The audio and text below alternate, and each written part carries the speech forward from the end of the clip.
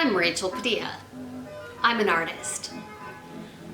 This week I started to build my LomoMod No.1 camera.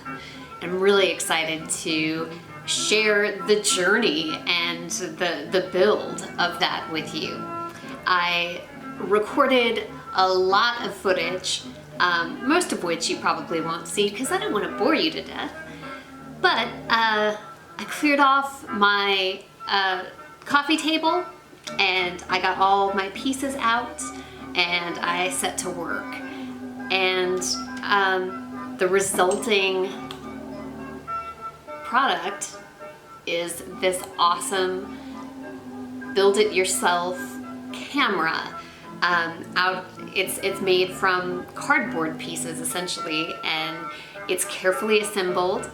And as I went through that process of building the camera, you start with the die-cut sheets that you cut the pieces out of, and you follow very closely the instructions as they're presented to you in many different languages, but the universal language being pictures, which I can totally handle pictures.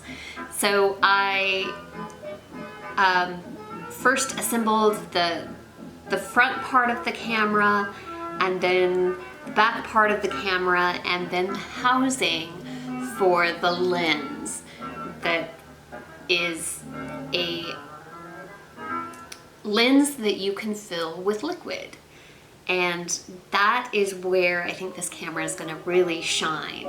It was a challenging build. This is not something that most children are going to be able to do.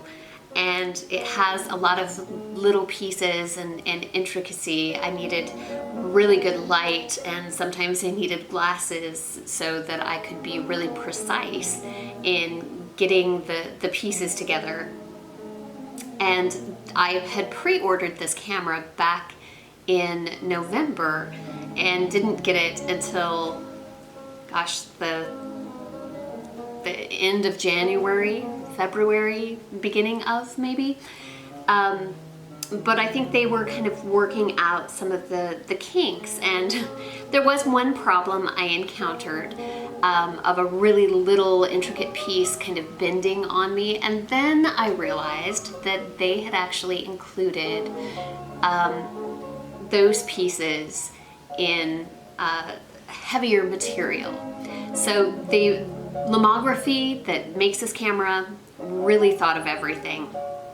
You do need an additional razor knife, maybe a little sandpaper to get little nubs and things smoothed out for getting little pieces into other little pieces. So if you love analog cameras and you love puzzles, this is probably the camera for you. It requires a bit of patience, and you have to be ginger, you have to be gentle, you can't get frustrated. That's when pieces start getting messed up. And the instructions include that. It's a very zen process of the technical meeting patience and breathing and focusing. I really enjoyed building this. I think it's going to be a camera with some really unique results. I already have my first liquid ready that I'm going to put in the lens. I have a lot of water-soluble inks for fountain pens, and I've noticed that when I clean the pens or get a drop on something where it doesn't belong, when I go to clean those things, there's these amazing colors. So I've got just a drop of ink in this bottle of water, and this is going to be my first attempt. I'm going to see the world through a rose-colored lens. I hope that you join me again next week, where I will probably have taken the camera out and seeing what the results are. I'm really excited to further explore this camera now that it's assembled. And thank you all so much for watching.